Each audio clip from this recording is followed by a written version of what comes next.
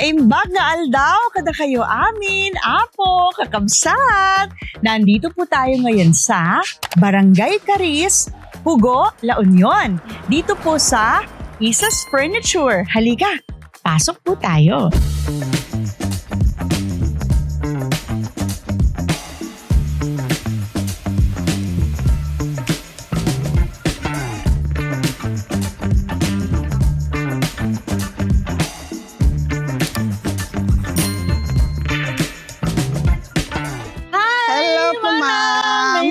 Bigat po. Ay, Ma'am Isa, nagpintas ka gaya. Okay ka, ma'am. Ay, naku, ang ganda naman.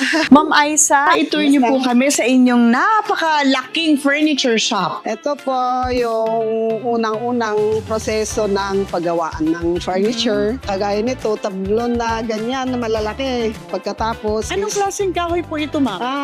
may mga acacia, tapos mahogany karamihan. Oo. Yan po. Pero kung sakali may ibang klase ng kahoy na nara or mga hardwood, pwede naman namin gagawin po, ma'am. Opo, Ma'am, ito po, ano po ang tawag dito? Ito po, circular, ma'am. Circular. Circular okay. na paghati doon sa mga kahoy na malalaki para diretso.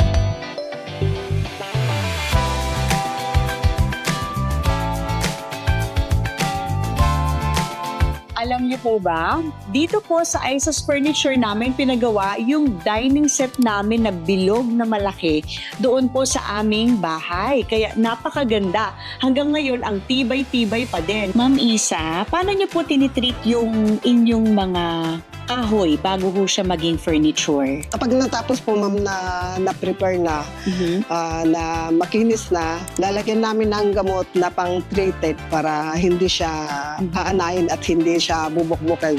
Para sigurado po na hindi po masisira yung kahoy. Wala kami ng Mountain Province, Ifugao. Tapos tumira kami dito. Gumagawa sila ng mga display. Binibenta mismo sa Baguio. Nung nakatira kami dito sa along the highway, dito kami naman gumagawa. May mga humihinto na kumukuha ng picture, ganon. Tapos pinibili na kahit hindi finish. Hanggang naisipan namin na varnish. Tapos paunti-unti na nai-improve po. Siyempre, may nag-order, maraming bumibili. Hanggang eto, nakabili kami ng lupa, tapos nagpatayo kami ng shop mismo. Ito po yung ginagawa ko kay first coating na varnish.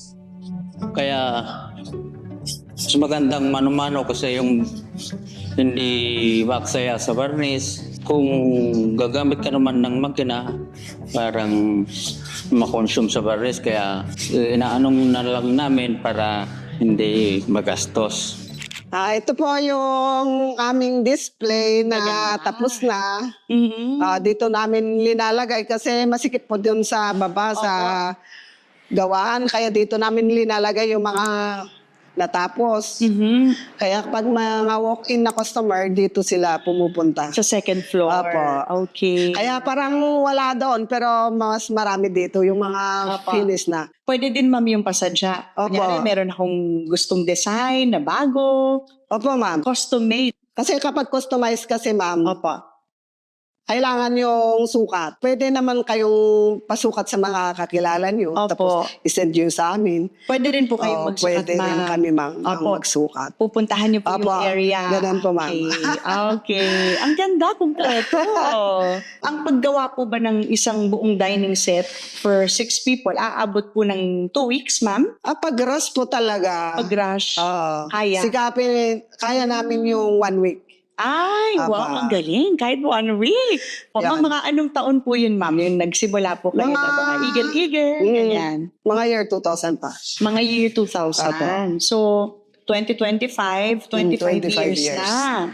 At patuloy pa rin pong lumalaki at lumalago. Opo, Dito ma'am. po, Ma'am, yung una niyong pwesto na. Opo, ma'am. Ma'am, saan po galing yung mga raw materials ninyo? Saan po galing yung mga kahoy? Halos dito rin naman sa La Union tapos sa Pangasinan. Okay. Paano yun, Ma'am? Dinideliver po ba sa inyo? Apo. Binibili niyo po ba? Dinideliver mismo dito. Hati na? Apo. Ganon? So, ada supplier yun? Well, ma'am.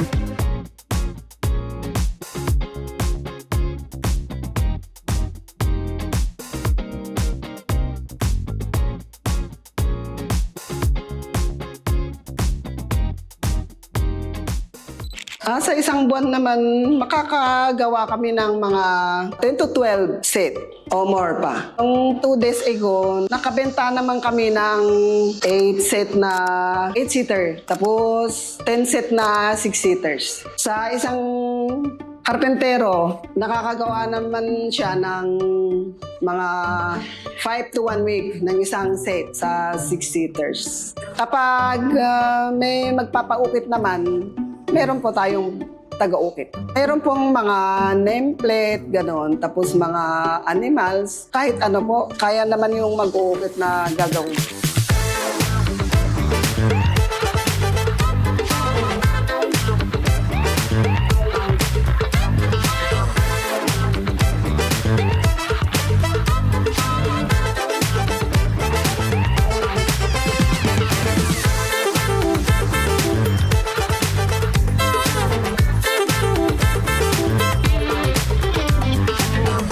Invite ko po kayo yung mga nanonood na yung nangangailangan ng furniture at saka yung mag-walk-in naman na papunta sa Baguio. Dito lang naman kayo dumadaan sa Marcos Highway. Makikita yun naman yung YSA Furniture. Dito lang sa Cares, Pugo, La Union. Bukas po kami ng kahit any time kasi bukas kami ng 6 to 9 or 10 kasi dito rin kami nakatira. Sa gusto pong mag-order, pwede kayong kumontak at saka i-check yung page namin sa Facebook, YSA Furniture.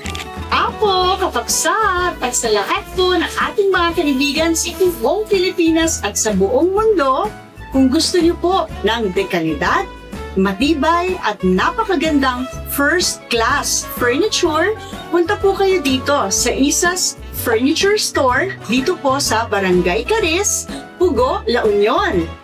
Ako, Intay Itandudo, di Segundo Distrito, di La Union. Dito yung vlog ko, na kayo, bibida.